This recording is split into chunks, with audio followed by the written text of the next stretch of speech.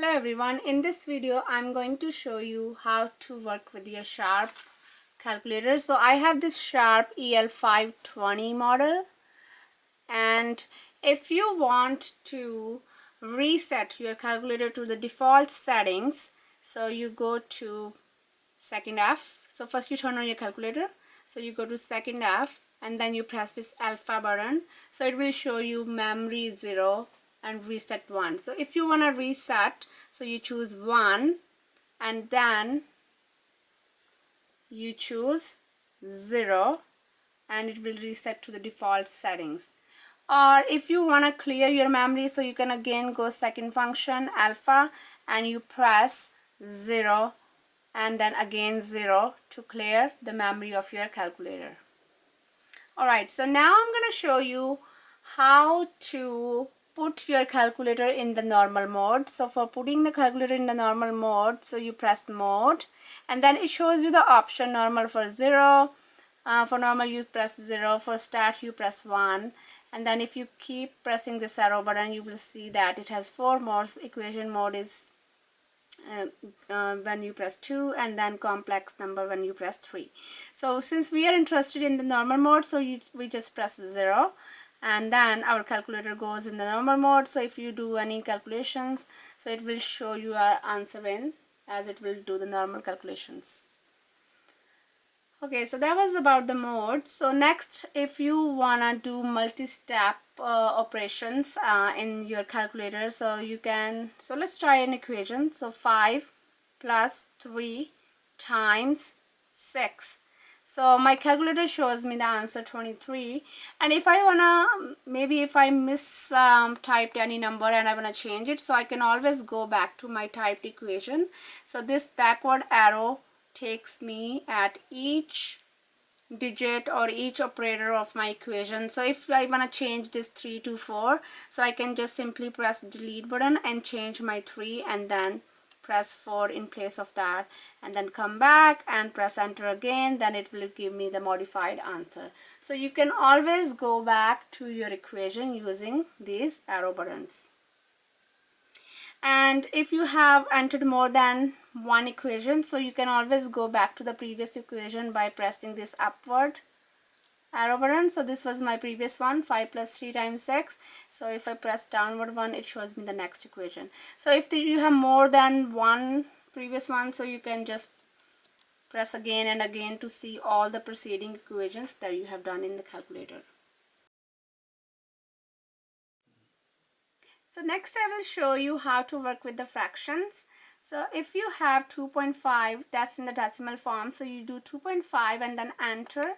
So you have 2.5, you want to convert it into a fraction, so you can use second function and this mixed number button. So if you press second F and this, so it shows you the fraction, so it activates that D over C key. So 2.5 is equivalent to 5 over 2. So next I'm going to show you that how to work with mixed numbers. For the mixed numbers, so let's say we have this improper fraction 65 divided by 3, and if you use your calculator you will see that it shows you answer as 21.66667, but you want that as a mixed number, so you can always press on the mixed number and it shows you that the answer is 21 and 2/3. So this is how you can work with fractions on your calculator. Next, I'm going to show you how to use the store and recall features on this calculator. So this calculator has some memory. So it has this recall button and it has this green store button. So if you look closely, so we have A, B, C, D, E, F and then X, Y. So it can store 8 values. These are 8 variables. So if let's say I'm doing a calculation, a complicated one, so 15, so I don't remember this, so I want to store this as A, so I press store and then A, so it shows me that answer is stored as A, and let's forget about that, and then I do another calculation. 9 times 6 is equal to what, and now this is my second calculation. I can store this as store B, so answer is stored as B. So now I want to add those two numbers together, or maybe I want to divide those two numbers together, so I can always do recall, I can always do recall A divided by recall B. So A and B values automatically are there, so it's gonna simply divide those two numbers together. So you can always store up to 8 values and recall those 8 values for the calculations. And recall button can help us to see what actually we stored B as, right? So the same function can also be done using alpha. So if you press alpha B, so it again shows you that B was 54. So it does the same work as recall button. Okay, so let's try a complicated example. So I'm just gonna quickly write an example that we're gonna try together.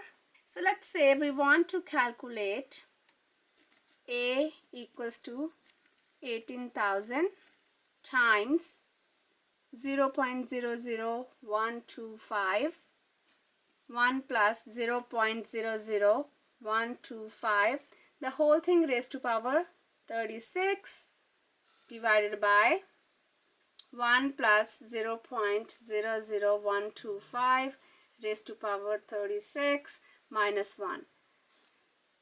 Let's try to do this multi-step calculation. So first I'm going to start with my numerator inside the bracket.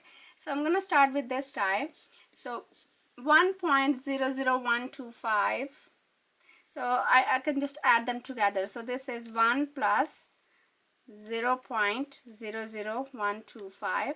So that is equal to this number. So raise this number to the power of 36. So we press this power button, y raised to power x, 36, and we get this number. And then whatever we get here, we're going to multiply that with 0.00125. So multiply by 0.00125 and we get this number.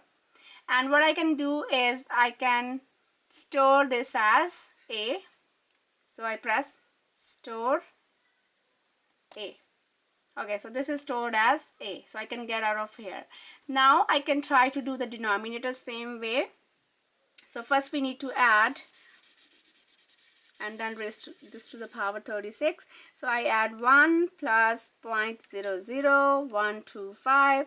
So this number raised to power 36 and then minus 1. So we got this, and I'm going to store this as B. So store as B.